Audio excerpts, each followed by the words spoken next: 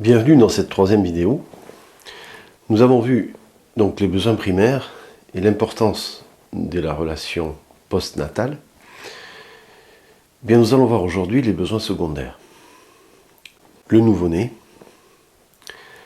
petit à petit, va développer des besoins secondaires autour de 4 R que nous avons définis dans l'éthique des relations humaines. Les premiers besoins sont des besoins affectifs, des besoins de confirmation affective, des besoins existentiels, c'est-à-dire besoin de se sentir exister, de sentir sa propre valeur, des besoins de socialisation et des besoins d'être rassuré.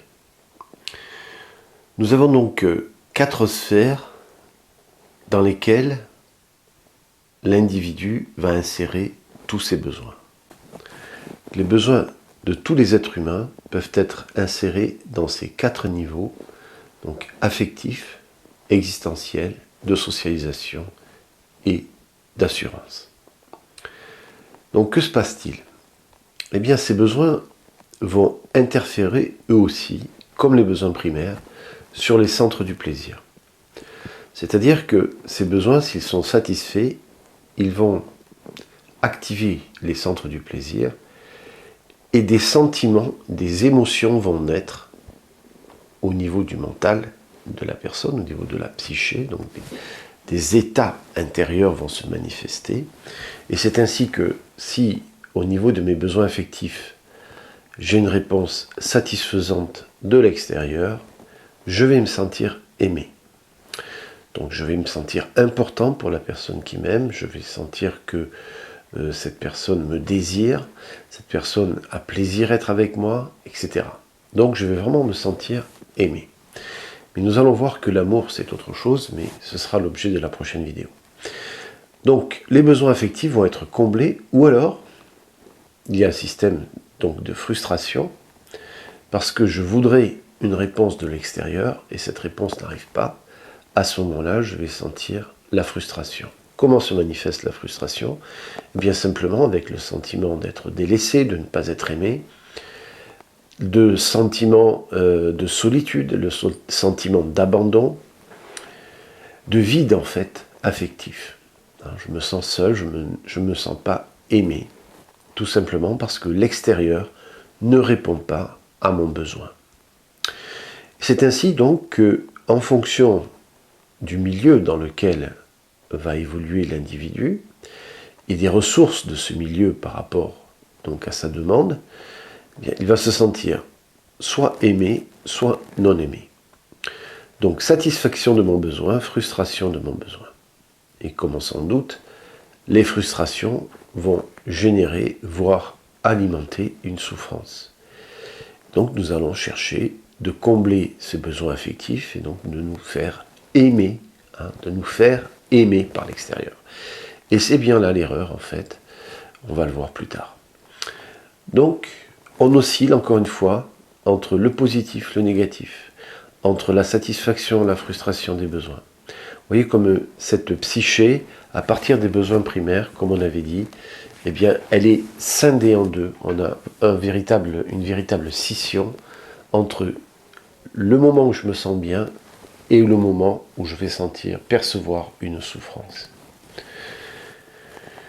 À partir de là, on va continuer donc les besoins existentiels. Et ce sont des besoins qui vont permettre à l'individu de se sentir important dans sa vie. Donc la personne va se sentir importante et donc dans ces besoins, on va trouver des états intérieurs comme l'orgueil, le sentiment de domination de l'autre, le sentiment de puissance, le sentiment d'importance. Je me sens plus important que les autres. À condition, évidemment, que je trouve un milieu qui confirme cette importance. Autrement, bien, je vais me retrouver de l'autre côté, c'est-à-dire côté frustration, dans lequel je ne me sens pas à la hauteur, dans lequel je ne vaux rien, dans lequel je n'y arriverai jamais. Et donc on va trouver toute la démotivation, tout le sentiment d'infériorité. Donc au niveau de la satisfaction, on aura le sentiment de supériorité. Et d'évaluation, en fait de non-considération de soi. en fait. Un sentiment de non-considération de soi, parce que nous n'arrivons pas donc à trouver à l'extérieur des éléments qui confirment notre valeur. Le troisième, c'est l'élément donc de socialisation, le besoin de socialisation. Donc s'il est satisfait, bien je vais me sentir complètement intégré dans le groupe au niveau social. C'est-à-dire que mon image sociale est au beau fixe.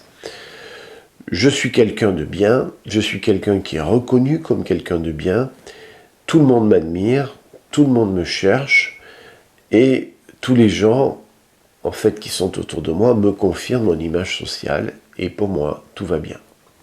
Donc là, dans ce système, on va trouver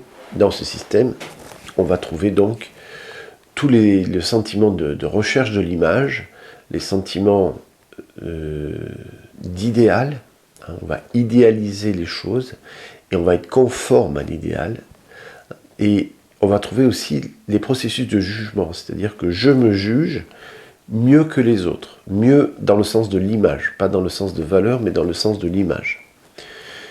Et puis, si on n'arrive pas à obtenir la satisfaction de ce besoin de socialisation, eh bien, au lieu de se sentir inclus au niveau social, on va se sentir exclu.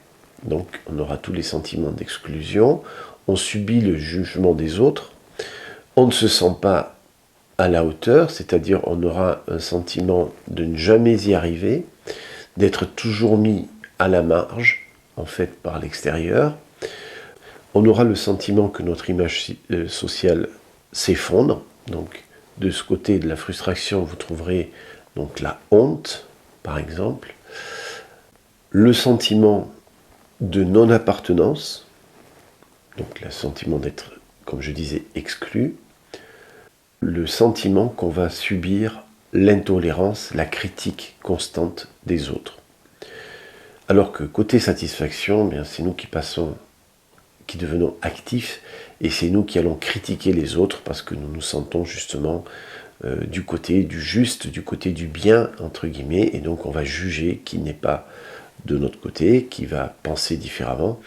Donc on va être intolérant avec les gens qui ne sont pas comme nous. Donc à ce moment-là, l'intolérance, lorsqu'elle est activée par rapport à l'extérieur, elle permet à l'individu quand même de se sentir bien, parce que sinon nous ne serions pas intolérants. Et donc elle appuie, si vous voulez, ce sentiment de satisfaction, parce que ce n'est pas moi qui me trompe, c'est l'autre. Hein. Je devais démontrer à tout le monde que j'avais raison, c'est l'autre qui se trompe, etc. Dans le dernier, le besoin donc d'être rassuré, eh bien, si on a la satisfaction de ce besoin, eh bien, on va être dans l'euphorie, on est rassuré par la situation, par les objets qu'on a autour de nous, par la réponse de l'extérieur qui nous apporte cette assurance, en fait, que tout va bien. Et puis évidemment, si on perd cette assurance, eh bien, on va rentrer dans la frustration, ce qui veut dire les peurs, les anxiétés, la tristesse, le pessimisme, alors que de l'autre côté, on risque d'avoir un excès d'optimisme. Et voilà. Donc, en fait, à travers cette scission, à travers ce clivage, on comprend facilement comment l'individu va faire le yo-yo entre cette satisfaction et la frustration de ses besoins. Donc, la frustration va apporter nécessairement un sentiment de souffrance, un sentiment de déprivation. Alors comment nous allons faire pour passer, si on veut, du niveau de frustration, c'est-à-dire de ne pas se sentir aimé, de se sentir inférieur, de se sentir exclu, et d'être triste, pessimiste, etc. Eh bien souvent, nous avons recours à l'objet. C'est-à-dire qu'on va acheter une belle maison, on va faire en sorte d'avoir une belle famille, hein, qui va devenir la relation familiale qui va nous combler quelque part avec une confirmation affective, etc. etc. Et donc, on va utiliser les situations extérieures, et donc c'est l'utilisation de l'extérieur qui va se mettre en place. Cet extérieur va nous permettre de percevoir une idée de bonheur. Le problème est justement là, c'est que cet extérieur ne répond pas toujours à nos demandes, et dès l'instant où l'extérieur se tourne de notre côté, c'est-à-dire dès l'instant où cet extérieur ne répond plus à notre besoin, immédiatement nous allons passer côté frustration. Donc nous allons utiliser des situations pour rester du côté satisfaction des besoins, c'est-à-dire que je vais vivre des situations qui potentiellement ont été classifiées à l'intérieur donc de mon psychisme à travers, comme nous l'avons vu, les signifiants, des situations positives. Et je vais écarter a priori toutes les situations négatives qui vont me provoquer potentiellement des frustrations. C'est ainsi que déjà je vais exclure bon nombre de situations à vivre, et dès l'instant où la vie me demande de les vivre, parce que, en fait, par exemple, dans une situation professionnelle, je suis contraint d'être dans une certaine situation, eh bien je vais vivre ça du côté frustration, donc je vais me sentir mal. Je vais sentir cette souffrance. À partir de cette classification, nous pouvons, comme je vous ai dit, mettre tous les besoins de l'humanité. Alors, que se passe-t-il? Par rapport à ces besoins, ils sont absolument transversaux, c'est-à-dire que chaque être humain a ses 4 niveaux de besoins secondaires. La différence entre une personne et une autre personne réside dans le fait de la construction des signifiants qui vont activer le côté positif ou le côté négatif. Comme nous avons dit déjà, 2 personnes peuvent vivre la même situation, une l'aura catégorisée d'une façon et l'autre l'aura catégorisée d'une autre façon. À ce moment-là, une va le vivre en positif, l'autre va le vivre en négatif. Alors, la situation en soi est neutre. C'est nous qui allons mettre la couleur de la situation. C'est nous qui allons activer les processus intérieurs, comme je disais, qui sont vraiment partagés par tout le monde. Et en fait, si on prend l'exemple de l'orgueil, eh bien, l'orgueil est au fond de chacun d'entre nous, mais ce qui va rendre orgueilleux une personne va sans doute faire rire son voisin, en fait, donc, ou le laisser complètement indifférent.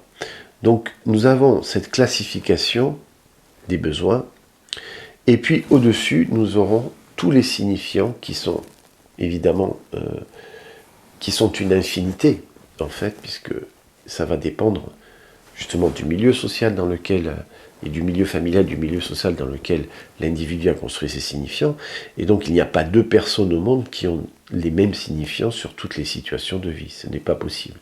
Donc chacun de nous a cette différence, et cette possibilité d'activer ou non un processus plutôt qu'un autre. Alors évidemment, lorsque nous pouvons approfondir, et là je ne peux pas approfondir évidemment dans une vidéo comme celle-ci, mais lorsqu'on va approfondir tous ces mécanismes, on se rend compte que tous ces processus vraiment sont communs à chacun d'entre nous, et ce qui va vraiment faire la différence, c'est les signifiants. Donc on peut évidemment travailler sur les signifiants, et changer de signifiant, c'est-à-dire que dans beaucoup de techniques, la personne active le système de peur, par exemple, par rapport à quelque chose, par rapport à une situation, elle va activer ce système de peur, et bien on va essayer de modifier le système d'activation en lui faisant, peut-être en l'aidant à prendre conscience que peut-être que la probabilité pour que cette situation ne se réalise pas ou se réalise va dépendre de facteurs qui ne se rencontrent jamais, etc. Ou la probabilité que cette situation se réalise eh bien, va être infime, et donc sa peur peut être relativisée, par exemple.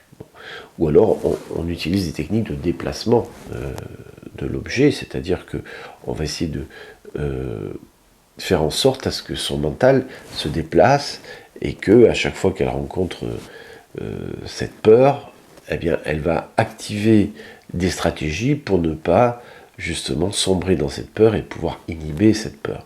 Enfin, ce sont toutes des techniques qui peuvent être donc activées. Ou alors, bien entendu, c'est ce que je vous proposerai dans la prochaine vidéo, on peut vraiment sortir de ce système dichotomique, puisque vous l'avez compris, on a une prison là, dichotomique, parce qu'on est soit obligé, soit on est conduit à vivre cette réponse positive de l'extérieur, et donc on va percevoir une joie, un bonheur dès l'instant où on a la satisfaction de ses besoins, soit évidemment on est de l'autre côté, c'est-à-dire on est vraiment dans la souffrance. Parce que nous ne sommes pas capables de trouver autour de nous quelque chose ou quelqu'un ou une situation qui puisse nous tirer en fait de cette souffrance et nous faire passer de l'autre côté dans cette sensation de satisfaction des besoins. Donc, on l'a compris, notre mental va être orienté en fonction des automatismes. C'est-à-dire que si pour interpréter une situation d'une façon positive, j'ai besoin de certains signaux, par exemple, je tiens beaucoup à une personne et je sais que chaque année, à mon anniversaire, elle pense à moi. Donc chaque année, j'ai un bouquet de fleurs, ou j'ai un coup de fil, ou j'ai un message, etc. Et donc je sais que chaque année, c'est comme ça, et depuis des années, c'était une super amie ou un super ami, il ne m'a jamais oublié. Bien. Cette année, je n'ai pas reçu son coup de fil.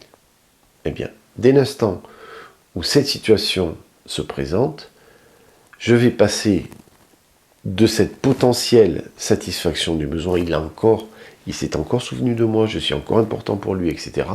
Ah, mais il se fout de moi, et donc il m'abandonne, il ne tient plus à moi, et il a autre chose à faire, il a mieux à faire que de penser à mon anniversaire. Et donc, nous voyons bien que nous sommes complètement dépendants de la réponse de l'extérieur pour avoir la sensation de bonheur dans notre vie. Eh bien, cette construction-là tourne autour, en fait, de ce que nous avons défini dans l'éthique des relations humaines, le faux soi. Le faux soi, c'est cette partie de nous qui va dépendre complètement de l'extérieur pour activer ces centres du plaisir. Donc, si j'ai la satisfaction, je me sens bien, mon faux soi est content. Si je n'ai pas la satisfaction, je suis frustré et mon faux soi n'est pas content, il souffre. Ce faux soi, nous l'avons aussi défini, l'identité chimérique. Pour quelle raison ? Eh bien, si vous l'avez remarqué, nous faisons, lorsque nous avons comme référence notre identité chimérique, nous allons faire beaucoup de choses pour plaire à cet extérieur. Le but étant évidemment de ne pas être rejeté, d'être aimé, d'être vu comme une personne qui a beaucoup de mérite, une personne qui a beaucoup de valeur. Et tout ça dans le but d'être rassuré, en fait. Et ce qu'il se passe, c'est que la satisfaction des besoins va nous donner la sensation, je dis bien la sensation artificielle, que nous nous éloignons de la fameuse pulsion de mort. En fait, toutes ces satisfactions de besoins que nous allons mettre en place nous permettent de ne plus percevoir la sensation de mort. On nous donne en quelque sorte l'illusion, l'extérieur va nous donner l'illusion que tout va bien, que notre vie est un enchantement parce que nous sommes aimés, parce que nous avons une profession qui est une profession bien en vue, qui peut nourrir notre orgueil, notre satisfaction, notre autosatisfaction, et tout cela nous donne une représentation sociale importante, etc. Et donc à partir de là, nous avons la possibilité donc de ne plus percevoir cette idée de mort. Pour nous, vraiment, tout va bien. Et nous allons nous rendre compte que tout ne va pas bien dès l'instant où nous allons perdre une de ces valeurs, c'est-à-dire lorsque nous allons perdre le contact avec la satisfaction d'un des besoins dont on a parlé, c'est-à-dire que, par exemple, je peux sentir à un moment donné que ce qu'on va me demander sur un plan professionnel, mais c'est beaucoup plus important que mes compétences, et je vais me sentir comme quelqu'un qui n'est pas à la hauteur. Eh bien, du jour au lendemain, je vais sombrer dans la démotivation, dans une dépression qui peut être même très grave, parce que justement, je me sens exclu socialement parce que je sens que je ne suis plus considéré, que je ne sers à rien, etc. Donc les idées noires vont s'emparer du mental, et à ce moment-là, je ne gère plus et je suis géré par les automatismes négatifs.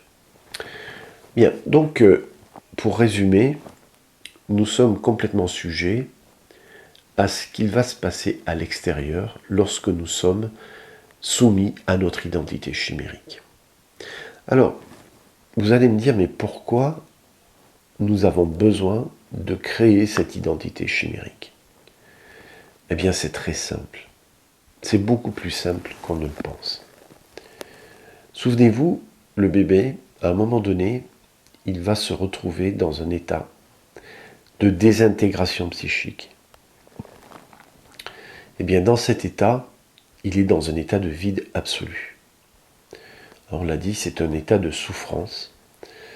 Et ce qu'il va se passer, c'est que l'extérieur, avec ses projections, va lui dire « Ne t'inquiète pas, si tu fais ce que nous allons te dire, tout ira bien. » Et c'est ainsi que le bébé va construire cette fameuse construction intérieure qui est le faux soi, qui a été définie non pas par nous, mais par Winnicott déjà dans les années 30, Donald Winnicott, qui était un psychanalyste anglais qui s'occupait beaucoup des enfants, et qui, en observant justement la relation mère-enfant, avait défini ce fameux faux soi.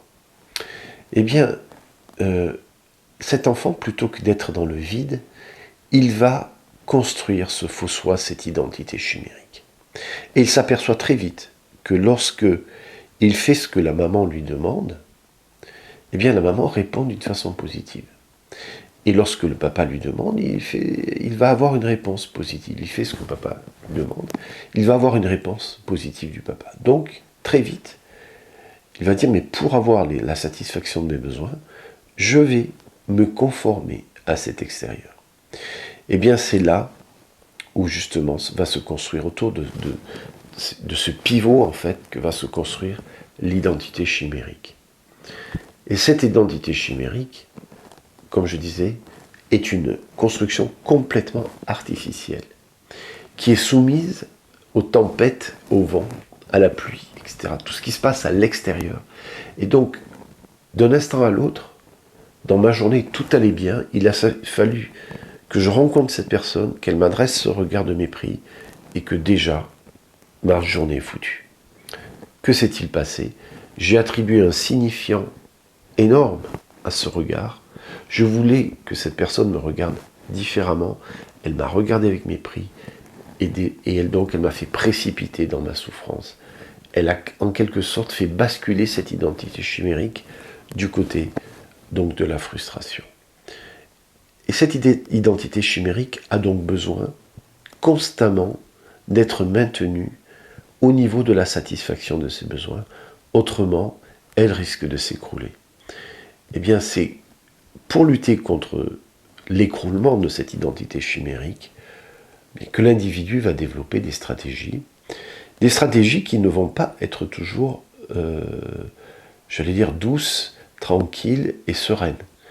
On va ne pas hésiter à juger les autres, à mépriser les autres, à culpabiliser les autres, à menacer les autres, pour avoir la sensation d'être toujours debout, alors que l'autre s'effondre. Eh bien, tant que nous fonctionnons par rapport à cette identité chimérique, vous pouvez bien imaginer qu'on ne peut pas penser, exprimer de l'éthique. Ce n'est simplement pas possible. C'est-à-dire que tant que l'individu est gouverné par son faux soi, il lui est absolument impossible de faire de l'éthique. Parce que tôt ou tard, il rencontrera une situation qui va le faire basculer. Eh bien, le but et le changement de paradigme sera vraiment de sortir de ce faux soi pour accéder à un autre niveau qui est le vrai soi. Alors, sur un plan anatomique et sur un plan physiologique, si vous voulez, tout ce qui concerne le faux soi, nous avons théorisé qu'il est entre le tronc cérébral et le système limbique, c'est-à-dire le système qui gère nos émotions et le système pulsionnel qui est sous-jacent. Donc, ce qui est lié, si vous voulez, aux besoins primaires et aux besoins secondaires. Alors, ça ne veut pas dire que le vrai soi n'a pas de besoins primaires et n'a pas de besoins secondaires. Mais ce qui va changer, et là nous rentrons dans un nouveau monde, c'est la façon dont il a de se procurer la sensation de satisfaction des besoins. Le faux soi va utiliser en permanence l'extérieur, alors que le vrai soi va produire de l'intérieur cette activation des centres du plaisir, et donc va gérer de l'intérieur et son tronc cérébral et son système limbique. Alors, pour maintenir un niveau de satisfaction des besoins, le faux soi a à disposition 2 stratégies. Alors vous allez voir, c'est très simple. Il n'y en a pas 50, il y en a 2. Et on peut tout rapporter à ces 2 stratégies. La première, c'est l'association. Que va-t-il se passer ? Eh bien, un faux soi va s'entourer de gens pour créer une association. C'est-à-dire que je m'entoure de personnes qui vont être les plus aptes à me donner la satisfaction de mes besoins. À ce moment-là, je m'associe avec la personne qui me dit « Oh, je suis bien avec toi, je t'aime bien, etc. On est bons amis, etc. » Et donc, il y a un niveau affectif qui se nourrit, en positif. Et puis, le niveau existentiel va se nourrir en positif aussi. C'est-à-dire que je trouve la personne qui me valorise. Ah ben oui, tu avais raison de faire ça, etc. C'est bien. Ah mais si j'avais été à ta place, j'aurais fait encore mieux.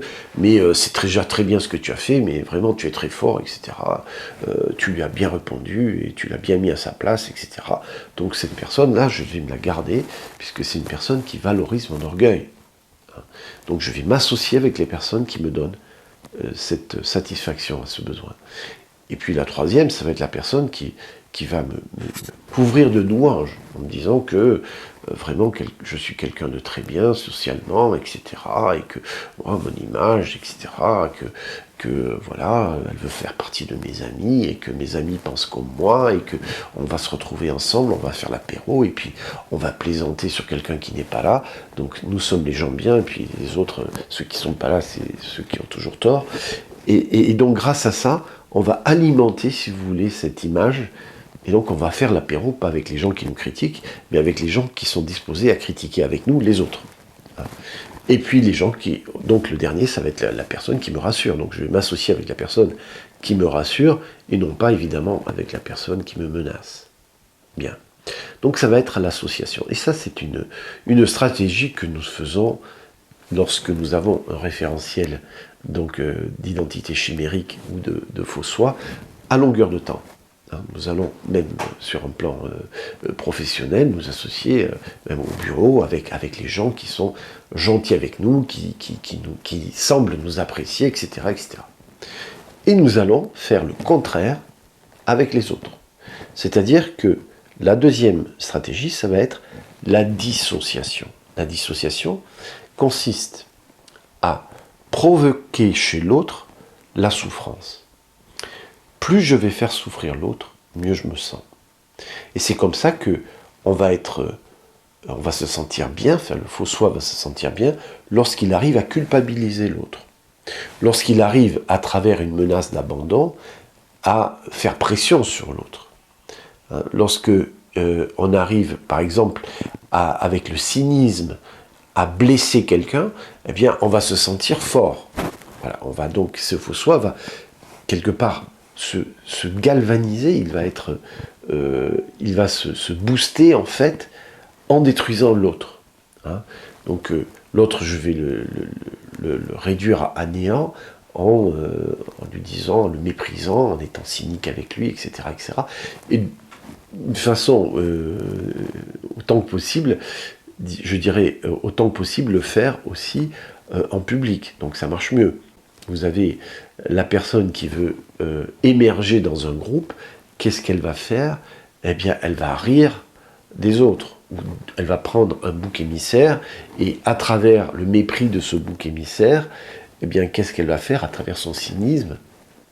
Qu'est-ce qu'elle va faire? Eh bien, elle va accéder à une idée d'elle-même majeure, c'est-à-dire elle va gonfler son orgueil et se proposer comme leader en écrasant l'autre. Voilà, ça c'est le système de dissociation. Sur le troisième niveau, eh bien, ça va être le jugement. Je juge l'autre avant qu'il ait la possibilité de me juger, donc je l'exclus avant d'être exclu. Donc là aussi, je vais faire une cabale dans laquelle je m'entoure de gens avec lesquels je m'associe et je vais critiquer la personne qui me semble différente de moi et qui pourrait me menacer au niveau de mon équilibre du faux soi. Et puis le troisième niveau, eh bien, c'est-à-dire je vais carrément utiliser la menace.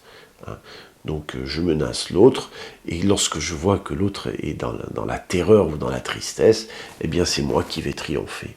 Vous voyez, donc se dessine cette idée que ce faux soi va tout faire pour rester sur pied en utilisant les autres. Alors l'autre me sert soit parce que je m'associe, soit parce que je le dissocie.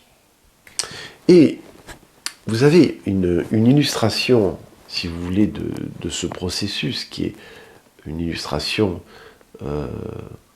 sur un plan humain difficile, mais c'est une réalité, hélas. Lorsque les personnes sont isolées, la chose la pire que nous pouvons faire à une personne qui est déjà enfermée, c'est-à-dire une personne qui a commis un acte donc pénal, elle est dans une prison par exemple, et la chose la pire qu'on peut faire à quelqu'un qui est dans une prison, c'est de l'isoler. Et en fait, on voit que les gens qui vont dans l'isolement, souvent, malheureusement, ils ont des crises psychotiques. C'est-à-dire qu'ils sortent de l'isolement en étant vraiment dans un état confusionnel, en fait. Pourquoi ça se passe? Bien parce que justement, le fait de pouvoir utiliser quelqu'un à l'extérieur, ça nous permet de maintenir une idée d'équilibre intérieur. C'est-à-dire que le faux soi et cette identité chimérique, elle va vraiment se maintenir en utilisant l'autre, au détriment des autres. Alors, évidemment que dans l'association, ça ne se voit pas. C'est-à-dire que je vais appeler l'autre, je vais lui téléphoner, je vais être gentil, etc. Et je vais lui faire des compliments, et puis l'autre va me faire des compliments. Et grâce à ça, mon identité chimérique, elle se maintient. Bon. Mais lorsque j'appelle l'autre pour l'insulter, c'est exactement la même chose qui se passe. C'est-à-dire que moi, après avoir insulté l'autre, j'ai détruit son image, je l'ai détruit dans sa personnalité, mais moi je sens triomphant. Et donc j'ai maintenu sur pied cette identité chimérique. Alors, ce que l'on peut observer, c'est que ce faux soi, lorsqu'il est en phase de dissociation, c'est-à-dire que lorsque la personne vous insulte, elle est cynique avec vous, elle veut absolument vous culpabiliser, etc., si on est nous-mêmes dans un faux soi, on va subir cette personne. C'est-à-dire c'est comme si elle nous transférait sa souffrance. Et donc nous devenons le contenant de cette souffrance. Tout ce qu'elle n'arrive pas à transformer, elle nous le jette dessus à travers ce mépris. Bien. Donc ce qui va se passer, c'est que à travers donc ce déplacement d'information qui va donc de la personne qui nous insulte à nous, ça va créer une souffrance supplémentaire en nous-mêmes. C'est-à-dire que ça va vraiment nous enfoncer et nous mettre en contact avec notre souffrance profonde, qui vient du fait que nous voudrions que cette personne nous parle d'une façon différente. Nous voudrions qu'elle nous dise qu'elle nous aime, que nous sommes à la hauteur, que tout va bien et que rien de tout ça ne s'est passé, en fait. Nous voudrions tout ça, mais la réalité nous renvoie dans la frustration. Eh bien, il faut avoir conscience d'une chose. Si on veut faire un pas, si vous voulez, vers l'éthique, c'est de se rendre compte que la personne qui vous dissocie, elle ne sait pas faire autrement. Et que dès l'instant où elle vous méprise, en fait, c'est comme si le mépris qu'elle a d'elle-même, elle le met à l'extérieur. Et lorsqu'elle le voit en vous, c'est-à-dire lorsque vous vous sentez méprisé, à ce moment-là, le mépris qu'elle va sentir et le mépris qu'elle a senti en elle, et lorsqu'elle l'a mis en vous, eh bien, elle est rassurée, exactement comme le bébé, quand vous vous souvenez, je vous ai parlé de l'expulsion de la pulsion de mort, eh bien, c'est exactement le même phénomène. Elle fait un transfert d'informations, en fait. Et donc, comme je vous disais, cette personne ne sait pas faire autrement.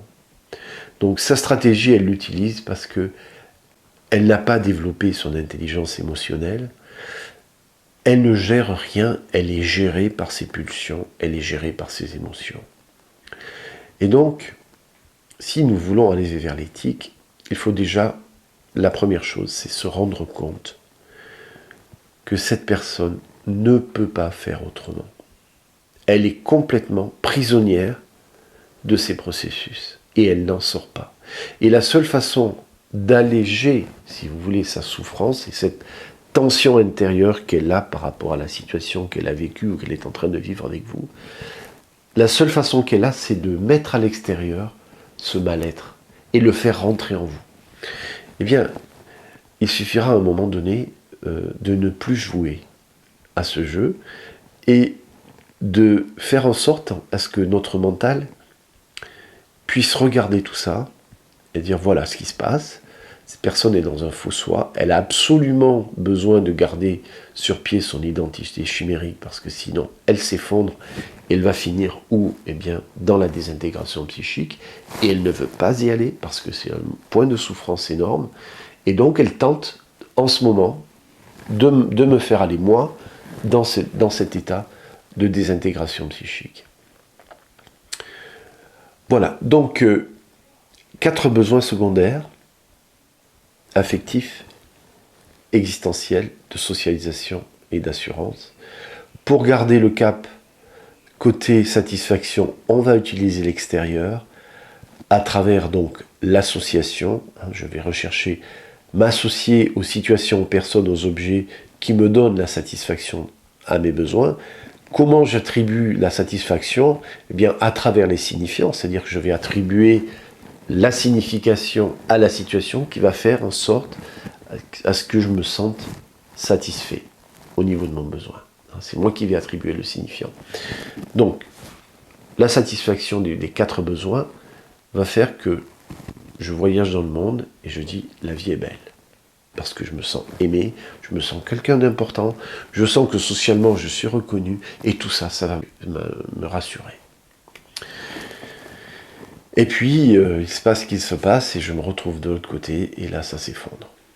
Voilà. Et donc, le faux soi va être condamné du matin au soir et du soir au matin, je pourrais dire, à se procurer, à utiliser l'extérieur pour se procurer la satisfaction de ses besoins. C'est une guerre, c'est une fatigue de chaque instant. Et c'est le sort justement du faux soi, qui est une identité chimérique, complètement artificielle. Identité chimérique, cela signifie quelque chose de construit. Alors la question est, mais est-ce qu'il y a autre chose?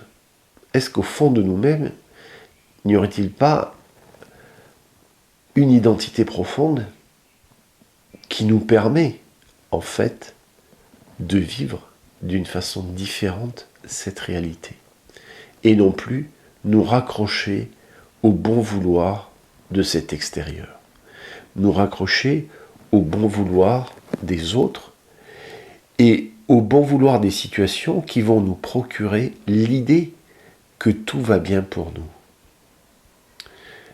Voilà, ce sera abordé dans notre prochaine vidéo.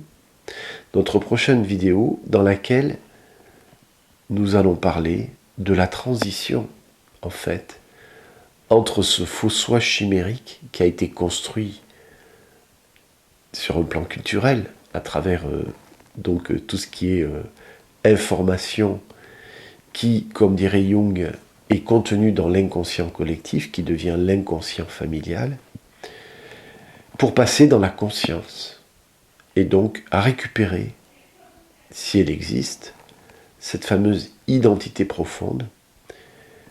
Et nous allons voir que à partir du moment où je récupère cette identité profonde, et bien simplement, je vais accéder d'une façon naturelle à un changement de paradigme. Et là, je vous garantis que si vous vous déplacez sur votre chemin de vie à travers un vrai soi à la place d'un faux soi, donc d'une identité chimérique, je vous garantis tout le bonheur du monde. Parce que le bonheur est au fond de nous.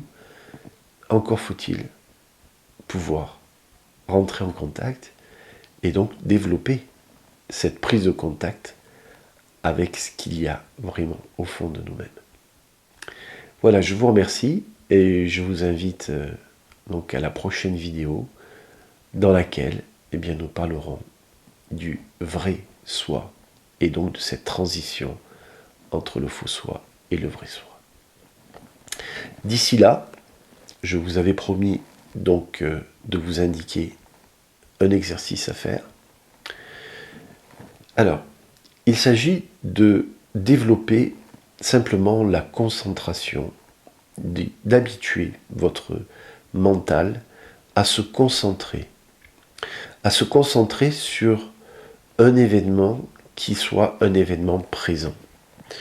Alors, quoi de plus simple que de se concentrer sur sa propre respiration? Alors le jeu est le suivant, lorsque vous aurez lorsque cette vidéo sera terminée, vous pouvez donc vous installer d'une façon comme vous voulez, assis, allongé, comme vous voulez, vraiment ça va être d'une façon confortable. Vous fermez les yeux, vous imaginez un fil qui vous tire au-dessus de la tête et vous déplacez, c'est comme si vous déplaciez votre conscience au-dessus de votre tête. Et à partir de là, vous allez simplement sentir l'air qui rentre à l'intérieur de vous, qui passe à travers vos narines, qui gonfle vos poumons, et l'air qui en sort. Vous faites ça pendant quelques minutes. J'écoute cet air qui rentre, cet air qui sort. Alors évidemment, votre mental va vous envoyer des tas d'informations. Ça dépend comment vous êtes assis, vous aurez des tensions, des douleurs, vous aurez des tas de pensées qui vous traversent le mental et qui vous disent qu'il faut que vous alliez faire les courses, que cette vidéo, vous avez réveillé des choses où vous n'êtes pas d'accord, ou je ne sais quoi, ou que vous devez téléphoner à quelqu'un, ou que il ne faut pas que vous oubliez le rendez-vous de demain, etc. On a des milliers de pensées qui passent. Hein. Eh bien, ce que je vous invite à faire, c'est de rapporter votre mental sur ce que nous avons dit, c'est-à-dire sentir simplement votre respiration. Donc si j'observe une pensée, lorsqu'il y a une pensée qui surgit comme ça, au lieu de courir derrière cette pensée, de la suivre, en fait, je la laisse passer, exactement comme si j'observais des feuilles au vent qui s'envolent. Et je suis là, assis sur mon banc, et je regarde les feuilles, qui sont les pensées qui s'envolent. Et je reste là, assis sur mon banc, tranquille. Je regarde. Et si je m'aperçois, au bout de quelques secondes, que j'ai suivi une pensée, hop, je reviens, et je me reconcentre sur ma respiration. Simplement cet exercice-là. Donc si vous pouvez le faire pendant quelques jours, c'est bien. Plusieurs fois par jour, vous faites un stop, et je respire. L'avantage, on va le voir, c'est que lorsqu'on respire, on n'est pas dans le passé, on n'est pas dans le futur, on est dans le présent. Et donc c'est une action présente, ce n'est pas une action à faire ou une action qu'on regrette d'avoir fait ou de ne pas avoir fait. Alors, on est vraiment centré par rapport à un présent, et donc on respire, on est ici et maintenant. Voilà. Et je vais vous expliquer plus tard pourquoi, et dans l'éthique des relations humaines, donc on va utiliser ces techniques pour renforcer donc cette concentration et développer donc des ponts neuronaux qui vont nous permettre de gérer tout le faux soi et de faire cette transition en fait entre le faux soi et le vrai soi. Voilà, je vous remercie et donc je vous dis à la prochaine vidéo.